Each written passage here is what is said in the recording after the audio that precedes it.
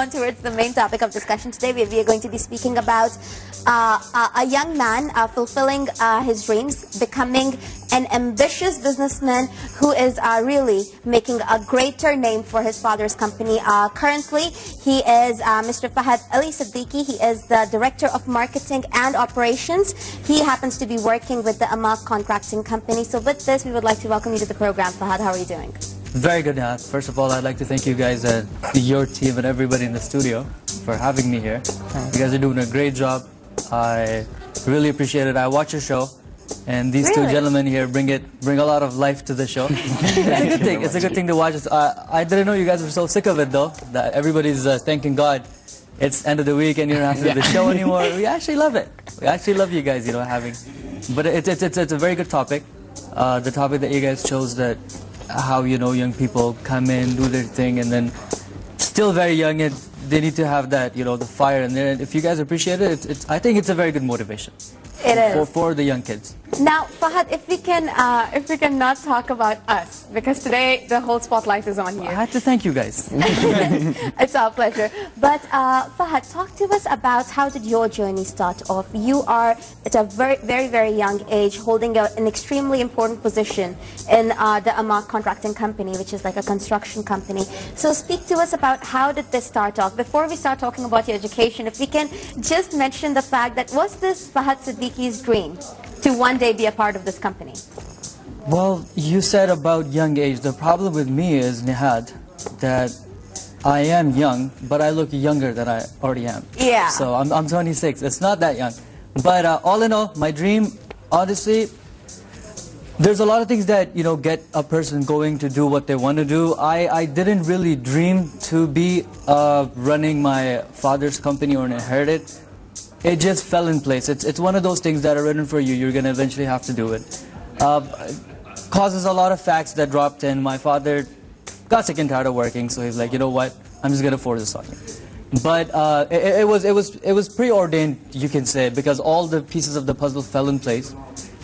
I was studying in Canada, and then right after my education, I started up a business in Canada, and then which I wanted to run, but my father, he got older. So did my mom, and I just wanted to spend a little bit of time with him, because I took a while graduating. I took my sweet time at university, just like all the young people do. You make mistakes. You just spend a lot of time partying. So I took my while. I took my time there, and then finally I'm like, I do want to spend time with my parents. So when I moved back to Saudi Arabia, they've been here for 30 years now. So when I moved back here, I got a job offer also at a bank in Canada. Which I had to give up to live here. So I basically gave that job up for my parents, and then it just happened that what thing about me is, once I go in to do something, I just dedicate myself to it, to the craft. I have a tunnel vision. I have to get there. I don't care what's in the way. I just gotta go at the end of the tunnel. So that's what it was, and it's hard work, dedication. It's belief and prayers, to be honest. Your parents pray for you. It's a lot. It's a good team. I think it pretty much sums you up. Yeah. It very much does, because I remember reading what article, I think it was in the Saudi Gazette, where there was like a full-page interview of yourself, and I happened to read it through, and reading it was perhaps the first time when I actually acknowledged that this young man is doing some work, other than just having a job title at a big company. He is doing some work. So I think this is just what we are trying to portray through our program, that all youngsters are not just fooling around and having fun, not thinking about their careers. They're actually working extremely hard to make a life out of their own. However, we would also like to talk about your education, Fahad. Education, well, by high school and preschool, mid-school, even everything was in Saudi Arabia. I went to a school called Riyadh. It's here on exit 10. Once I got done with that, I moved. I really wanted to go to Dubai, because that's where all my friends were going. And then you know how you're at the end of high school, you just want to be with your friends. But my older brother and my dad, they said, no, just go to Canada, because we're Canadians with our citizenship. So they're like, move to Canada. It's you can get better education. The degree over there is more recognized all over the world. So I said, all right, I'll move to Canada. And that's when I actually got what real life is, because over here I never paid my bills. My parents were doing everything for me. I didn't know how to pay my phone bill. I didn't know how to wash my clothes. I didn't know how to make my bed. Everything that I learned was basically in Canada when I was living there. So initially, I went in there for engineering. And then I went in there, did a year of engineering, and then I didn't see myself doing it. Doesn't mean if my father is an engineer that I have to be an engineer, or if he wants me to be an engineer, doesn't mean I will be an engineer. I went in there, I tried it, did it for a year. It wasn't for me. I hated numbers. I don't even remember my own number. So that's how much I hate numbers. So it wasn't for me. So that's when I quit. I didn't even tell my dad. I didn't even tell my dad. I just switched my majors, went in there, did, business degrees for 4 years in Canada. I did 3.5 years, and that's when I told him. I'm like, I'm not doing engineering anymore, because it's getting very frustrating. He thinks I'm doing engineering, I'm actually doing business. And then I read a lot. I read a lot about businesses. I read about King Gillette, of how hard he worked, the shaving team. They, the first 4 years of his business, he only sold 32 razors. And now they just spent $750 million on the research and development for the AMAQ 3 product. So those are the kind of stories that motivate you. Those are the kind of stories that tell you. Apple at a point got bailed out by Microsoft, and $450 million. And now we see where Apple is. Him when he was down. Yeah, absolutely. In 2000, actually it was in 1997, sorry. And Microsoft bailed him out because the US law says that it cannot be one monopoly. And now look where Apple is, now look where Microsoft is. So it's a huge, when you see stories like that, that's what motivates you to keep going. So, so from your childhood, you wanted to enter business? Entrepreneurship, I think it runs in the blood. From my grandfather to my father, and now to me, and then my brother, so my unborn son, I don't know. He does. You never That was a good one. The unborn son. But talk to us, like, you made a very wise decision, if I could just call it, changing from something that you were not really passionate about to something that you actually had the heart and brain for at the age of 10. So it pretty much matches up. Now, talk to us a little about the first time that you considered being a part of your father's business. Now, was it because it was your father's decision, and once you started working, did it kind of make you feel that, hey, this is just the place for me? The reason to stay in this market of Middle East, or you can call it the MENA region, the Middle East and North Africa region. Yeah. Just in Saudi Arabia, Nihad, the reason, I'll come back to your question of why I chose to stay in Saudi Arabia. It's a very realistic decision rather than an emotional decision. 2020, about $3 trillion or Saudi Riyal worth of construction projects are due. So, and we're in the construction market. It would honestly be a very, very immature decision to, move out of, not live in a country where so much is going on in the construction field, and go somewhere where you don't know what you're going to do. We have a business established, everything is going, you just have to take it to the next level. So the decision to stay here was realistic. Of course, every place has pros and cons, and it comes with it, even Canada does, any place in the world. What about underdeveloped countries, those ones that really, really need construction? Why not move to those? We're slowly expanding now. That's what the plan is. But you do know that one of the biggest construction markets right now, even more than the underdeveloped area, is Saudi Arabia, because they're developing at an exponential pace. They are well set to be a part of one of the best cities in the world, Riyadh, and then one of the best countries in the world, with the metro projects coming in and on King Abdullah Road, and the King Abdullah Financial District, you call it, in Jeddah, the new city, Kingdom City coming on the Mam Highway. So much is there to do. Like, you cannot even meet the demand. I hate saying no to all my clients, because there's so much to do, and then you're just limited. And I thank my clients to understand that part, and not hate me for it. But it's an incredible market. I was talking to you about the one fact. You mentioned that it was a very realistic decision, basing your future over here in Saudi Arabia. Now, if you would just give a quick comment to us, because then it's kind of drifting off the topic. I happen to always say that the basic requirements of our life, being a good house, a good car, a good job, the security and the safety of your life, the security and the safety of your children, the unborn kids. And of course, the one thing which happens to be extremely important is how much are you paying in taxes, which is none over here. This is a tax-free nation. Along with that, the electricity, the bills, the utility bills happen to be next to nothing living in this country. So I think all of those happen to be a good reason to have the people who have the opportunity to live here, to stay here. But you had your studies from Canada. You could have easily lived anywhere else, perhaps established a business, you have the brains for it, and you would have made good money over there too. So just talk to us about, in the terms of your life here, if you can keep your job on the side. In terms of your life here, do you regret your decision in any way possible? Not at all. Not at all, really. Just the good things that you mentioned about this country, one of the biggest one is the gas prices, the petrol. Isn't it beautiful? You cannot ignore that. That's a huge cost in living in a country like North America.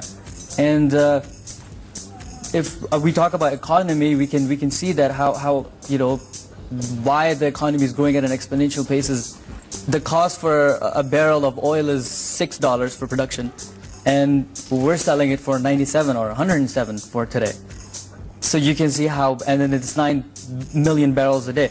So that's the kind of money that is in this country, which is why it's so tax-free, which is why there's so much, you know, low cost of doing business over here. And the country overall is very, very pro-business. They promote business, all right? You need labor, you can bring in your labor. You need to work, go ahead. You know, they promote everything. So why not? You know, it's a very realistic decision to stick around in a country like that. It'll be your backbone.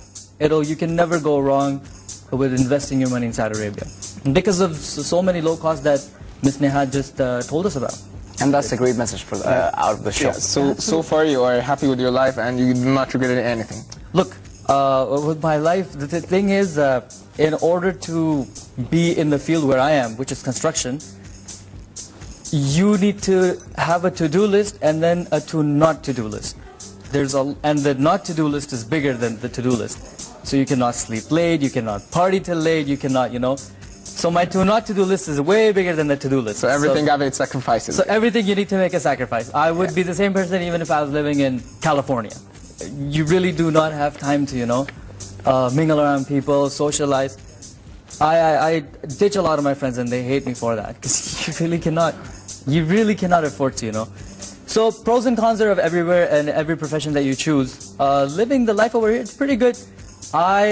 Towards the end of my university career, became very, you know, pro-religious, pro-Islam, and because of all the debates that used to go on in there. So I love being close to Mecca and Medina. This is one really good thing that the places there are beautiful. Exactly. I've seen people in Canada that wish that they could, you know, just go pray this Friday prayer at the Haram. And we can just, you know, do it at a snap of a finger. This is something we take for granted, but it really is a very, very big thing. And they are so happy, trust me, my friends in Canada. Saudi Airlines just started the direct flight from Toronto to Jeddah, Toronto to Riyadh. They are really happy so that they feel closer to the, you know, the two mosques. Yeah. And it's amazing that you say so because nowadays people are having this image in their head, or there's this idea that after you finish college or even before you just go college abroad. Everything go abroad. Don't stick around at your hometown. It doesn't have to be Saudi Arabia. It can be anywhere. They have this idea that to have success, you have to go outside your country. It's wrong. It's actually because we were doing a project for the Princess Noor University. We were working in there, and way before that, we were working for King Saud University. And the students that I met over there, brilliant. So that kind of, you know, that reflects what kind of education they're getting. So the people that say that, you know, once we're done with high school, we want to go out, I'm not for that. It's a big no-no. You should get your education here. It's very good friends of mine that are getting their education here. And they're brilliant people, all working for Aramco, Saudi Electric, big companies. And yes, and even the job here over here is amazing. And having the youth, giving the youth the jobs, and even in college, my brother was here in the college, and their friends, they were helping him. He was in the first year. They were giving him choices whether to go to this company to have work, and they even bring companies to the college in order just to give them an interview. If you want to submit your application in order to work for us, we can guarantee your work. So over here, it's amazing. We have a job vacancies for the people in college, and even a high education where you can see that the professors are from outside Arabia, and from Saudi Arabia, and all the Arab world and the other countries. So the education that you get here, for me, I guess it will be better than any country. Yeah. Absolutely. And the focus of education is now just moving from engineering. They're moving towards biochemicals and medicine and stuff like that. It has a bright future. Yeah. I think we're ordained on track for a good future. So Inshallah. And as long as there is like some bright light at the end of the tunnel, the journey is just going to be fine. But now, Fahad, talking about the fact that, you know, once you have even started off with, let's say, a career, and this very much happens to be the career that you have chosen for yourself, talk to us about the importance of keeping your own self motivated to go up on the ladder instead of just staying in one place. Many a times we see the lack of motivation in people. They happen to have that same job title for over 30 years. And it's not like they weren't hardworking, but they never thought about getting out of that cubicle to have their own office. So talk to us about the importance of keeping yourself motivated in order to push towards further success. Well, Neha, to be like that, as I said at the beginning, you need to have a tunnel vision.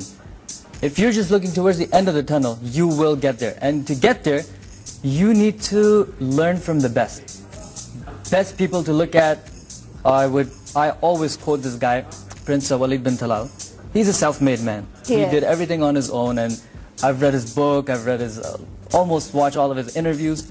He's a self-motivated man, and he did not stop at one point when he lost all his money. He went back, did it, and made it big for himself. I mean, you can see how even after the big loss that he made in City Corporation, he still stuck to it, stood by it, went in there, micromanaged it, bam, came out as a bigger person in a bigger company. And then you look at Steve Jobs, then you look at King Gillette, then you look at the HP guys. So you have to learn from the best. When you look at that, and that's what keeps one motivated. That when you look at people like that, the self-made people, even in Pakistan, because originally I'm from Pakistan, so in Pakistan there's so many self-made people, like the cricketer that became a politician, and then now he's Imran Khan, yeah, and he's doing a good job. Even though I could be, you know, not for him politically, but he did it on his own. And then there's same guys like Malik Riaz, Bahariya Town, they're doing a very good job. And then in the kingdom, there's so many people that you can see. Sheikh Olayyan, who just started from, you know, the parts, and you know how he became so big. So these are all success stories that you look, read, learn, and you know, the blueprint is there. You just gotta follow it. It's already there, it exists. The wheel doesn't have to be reinvented. It's there, you just gotta take the blueprint and follow it. That's the key to, I guess, the key to motivation and the key to success. And as you said, the worst thing about kids or the young age these days is about the motivation. And as you said, it has to be the self-motivation. Yeah, and also I want to gladly, seriously applause for you for what you have said about seeking your dream and going to the manager, because all of us, most of us, are just afraid to go pursue their dream.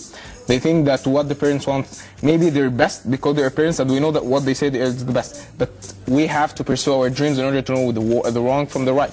If you didn't go to something that you love, you won't be like successful person. You have to take a risk. Yeah. Make it a calculated risk so you won't regret it later. But the risk element should always be there. It's always there. Actually, adding to something that Marwan said and you've said before, and something that I've noticed about you, but you seem that you succumb to peer pressure at times, because what you've said about the high school, going to Dubai, and how your father pushed you to going to engineering, and it's amazing that you've overcame that pressure, and you went to business and even behind your father's back, and that's amazing. But was the fear great at that point in your life when you were done with engineering, when you were finally stepping out of that box? Peer pressure is there. I'm a very, very friendly person. I love my friends that I have, and if they pressurize me for something, I will do it. And same with family. So the people that I love are really close to me, and if they say something, you know, it does affect me in a way. And then you have to change yourself slowly. You cannot always be, you know, doing things that people tell you to do, because if you keep doing that, you'll end up in a ditch. So hardest thing for me, even today, is to wake up in the morning. I do fight with myself. It's a sacrifice waking up every day in the morning.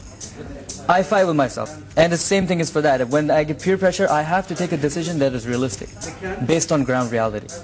And yeah, but at the end of the day, you saw that I got peer pressure to do engineering, but I did what I wanted.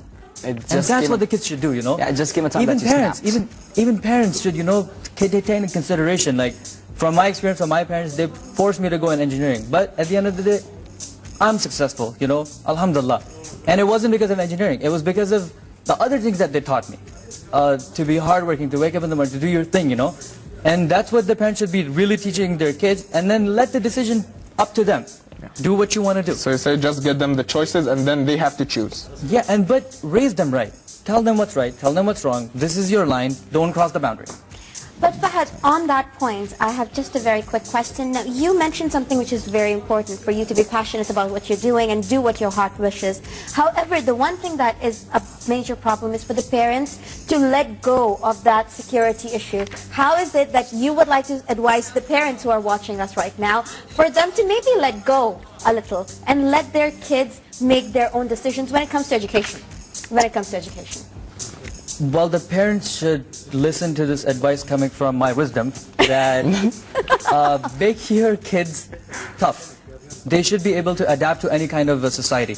If they are tough in their personality, if there is depth in their personality, if they're adaptable to any kind of circumstances or any kind of situation, they will last forever. You know how they say, tough times don't last, but tough people do. Yeah. And I think that was better than the quote that you gave. So, thumbs up for that. Yeah, we brought a lot of quotes before, and actually I've had one just like that, the Swahili one. Bend the tree, if you bend the tree when it is young, it can bend. But when it's old, it can never move. It's true. But so tough people will last, tough times will not last. And that's what the parents need to tell their children. If the kids are in depth, deep, they will make it through. But I really want to thank you for that. We've had a lovely time with you. It's been a great episode, and it's really a pleasure for us to have you on the show. And with that.